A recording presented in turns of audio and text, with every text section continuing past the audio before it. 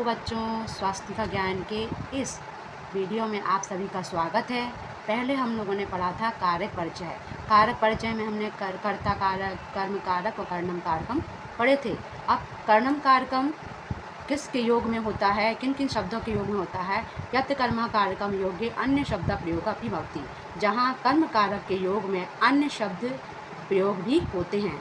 जैसे है उभयतः, अभितः, परितः, निक्षा, धिक्कः, बिना इत्यादि और भी शब्द होते हैं, लेकिन यहाँ हम बताएंगे आपको उभयतः। उभयतः का अर्थ होता है दोनों तरफ। अभितः, अभितः का अर्थ होता है सामने।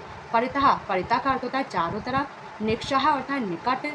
धिक्का अर्थात धिक्कार के रूप में, और बिना, बिना के रूप में। बिना का प्रयोग कर्म कारक में भी होता है, पंचमी विभक्ति में भी, द्वितीय विभक्ति में भी, तीनों विभक्ति में प्रयोग किया जाता है। अब हम एक एक के यहाँ पर आपको उदाहरण सहित समझाएंगे। जैसे है उभयता। उभयता का है वृक्षा उभयता मंदिरम अस्ति, वृक्ष के दोनों तरफ मंदिर हैं।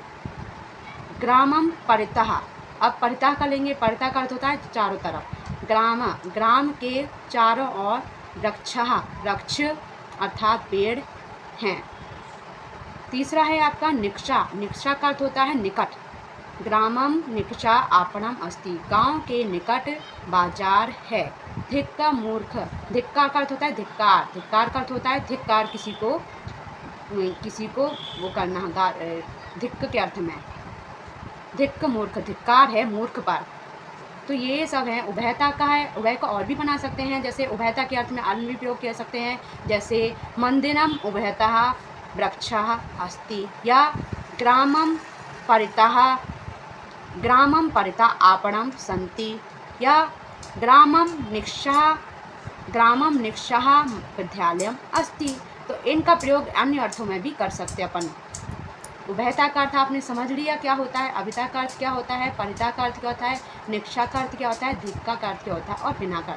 बिना का प्रयोग हम आपको आगे और भी योग में आएंगे तो उसमें समझाएंगे। बिना, जैसे अब बिना अलम सह हीन रहित, इनके योग में ये करण कारक होता है। करण कारक जो होता है तृतीय विभक्ति से द्वारा क्या होता है, इनके किन किन के योग में होता है, बिना, अलम, सह, हीना। और बिना के योग में आपकी तीन विभक्तियाँ होती हैं, द्वितीय, तृतीय और पंचमी विभक्ति, जिनको हम कहते हैं कर्म कारकम, कर्णम कारकम और अपादानम कारकम। बिना के योग में तृतीय विभक्ति में अपन प्रयोग करेंगे तो है जलेन बिना जीवनम नास्ति, जल के बिना जीवन नहीं है। भोजनेन बिना ना जीवती, भोजन के बिना नहीं जीवित रहते। अलम, अलम कोलाहल, अलम का अर्थ होता है बस, किसी भी चीज़ का अत्यधिक ना हो, इसके अर्थ में अलम का प्रयोग होता है। अलम कोलाहलेन मा करो, अत्यधिक कोलाहलम मत करो, या कोलाहलम शोर मत करो। अलम विवादेन मा करो, अत्यधिक विवाद मत करो, इसका बस के रूप में भी होता है, अत्यधिक के रूप में भी होता है। सह, रामा मोहनेन सह गच्छति, सह का अर्थ होता है साथ में, राम मोहन के साथ जाता है। श्यामः बाणेन सह क्रीणति, श्याम बाण, श्यामः रामेण सह क्रीणति, श्याम राम के साथ खेलता है।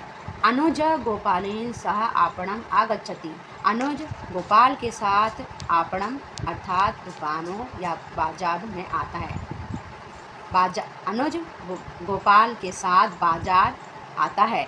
अब हीना के अर्थ में, हीन मतलब रहित, जो जिस चीज़ से रहित रहता है उसके योग में हीन का प्रयोग होता है। जैसे ज्ञानेन हीन मनुष्य न शोभते, ज्ञान से रहित मनुष्य शोभायमान नहीं होते। विद्याया हीन पुरुष पशु भवति, विद्या से रहित पुरुष पशु होता है। अब शरीर में कोई विकृति होती है, शरीर में कोई दोष होता है, तो उसमें भी हम तृतीय विभक्ति का प्रयोग होता है। जैसे नेत्रेण काणः, कानों से, आँखों से काना होना तो नेत्रेण काना। पैरों से लंगड़ा होना पादेन खंजः। एक बार फिर रिपीट करवाएंगे हम सभी। कर्म कारकम द्वितीय विभक्ति के योग में होता है, जहाँ पर कर्णम कारकम के बाद में संप्रदान कारक, संप्रदान कारक के लिए क्या अर्थ में होता है, संप्रदान कारक चतुर्थी विभक्ति होता है। यस्य कृते किमपि कार्यं संपादयति तस्मै संप्रदान कारकम चतुर्थी विभक्ति भवति, जिसके लिए कोई कार्य संपन्न किया जाता है या पूरा किया जाता है उसमें संप्रदान कारक चतुर्थी विभक्ति होती है। जैसे अनुजः शुभाय धनम ददाति, अनुज शुभ के लिए धन देता है। अनुज किसके लिए काम कर रहा है? शुभ के लिए। कुंती पुत्राय ज्ञानम ददाति, कुंती पुत्र के लिए ज्ञान देती है। नपः भिक्षुकाय धनम ददाति, नपः अर्थात राजा भिखारी के लिए धन देता है। और इनके योग में भी अन्य विभक्ति, इसके अतिरिक्त इनके योग में भी अन्य विभक्ति होती है। जैसे योग में होता है नमः, स्वस्ति, स्वाहा, क्रोधा, रुच, असूयति, अलम। इनके योग में भी चतुर्थी विभक्ति होती है अर्थात संप्रदान कारक होता है। जैसे नमः श्री विष्णुदेवाय नमः, श्री विष्णुदेव के लिए नमस्कार। देवाय नमः, देवों के लिए नमस्कार। स्वस्ति, स्वस्ति क्या होती है? या स्वाहा, स्वाहा क्या होता है आपका?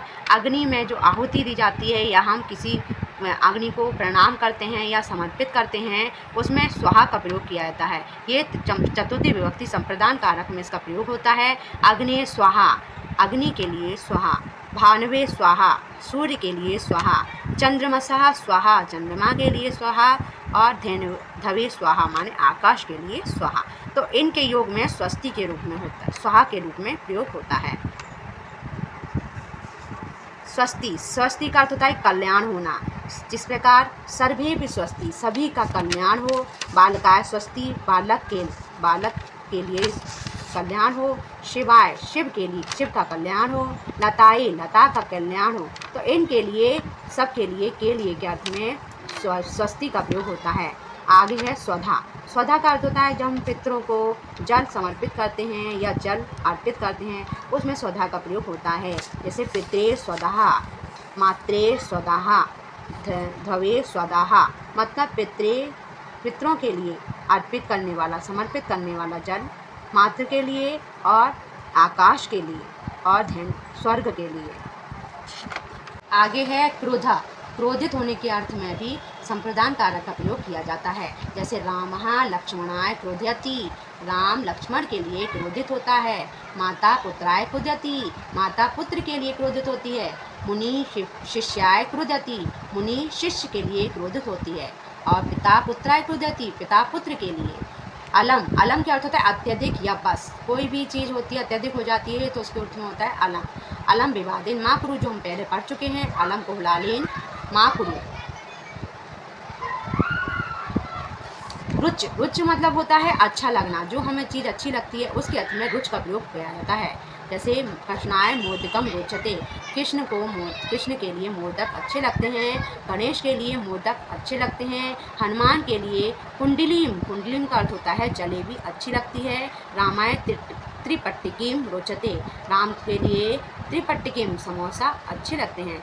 अब असूया के अर्थ में मतलब जिसको निंदा करते हैं, जिस असूया, असूया का अर्थ होता है निंदा करना। धनहीन धनिकाय असूयति, धनहीन पुरुष, धन से हीन पुरुष धनिक के लिए निंदा करता है। मुकुला आकाशाय असूयति, मुकुल आकाश के लिए निंदा करता है। राजा मंत्रिणाय असूयति, राजा मंत्रियों के लिए निंदा करते हैं। माता पुत्राय असूयति, माता पुत्र के लिए निंदा करती है। अब इसमें हमने अभी आपकी चतुर्थी विभक्ति पढ़ी, अब हम पंचमी विभक्ति पढ़ेंगे। पंचमी विभक्ति होती है कारक के माध्यम से अपादानम कारकम होता है, जो होता है पृथक होने के अर्थ में। यस्मात् स्थानात् पृथक्करणं लक्ष्यते भवति तस्मात् स्थानात् पंचमी विभक्ति अपादानम कारकम भवति। जिस स्थान से कोई चीज़ अलग होने का लक्ष्य प्राप्त होता है उस स्थान में पंचमी विभक्ति अपादान कारक होता है। उस स्थान में होता है पंचमी विभक्ति अपादान कारक। जैसे यहाँ पर मोहन अश्वात पतति, मोहन घोड़े से गिरता है। मोहन किससे अलग हो रहा है? घोड़े से। श्यामा वृक्षात पतति, श्याम पेड़ से गिरता है। श्याम किससे अलग हो रहा है? पेड़ से।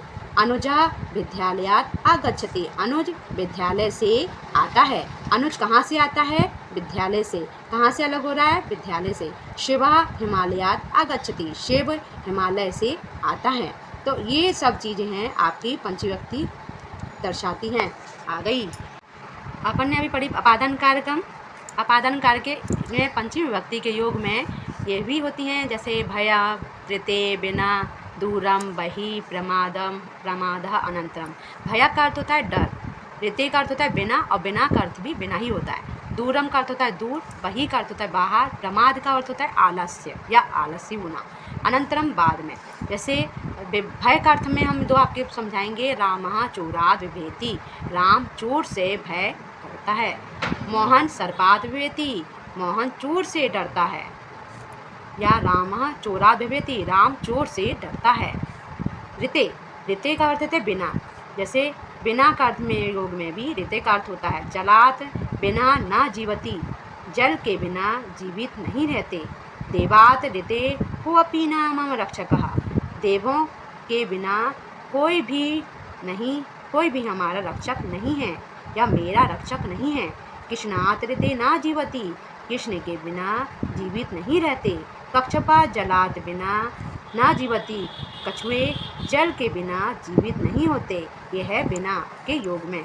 दूरम, दूरम है दूर के योग में। विद्यालय ग्रामात दूर अस्ति, विद्यालय गांव से दूर है। चिकित्सालय ग्रामात दूर अस्ति। दूरम, दूरम का अर्थ होता है दूरम, दूरम का अर्थ होता है दूर। विद्यालय ग्रामात दूरम अस्ति, विद्यालय गांव से दूर है। चिकित्सालय ग्रामात दूरम अस्ति, चिकित्सालय गांव से दूर है।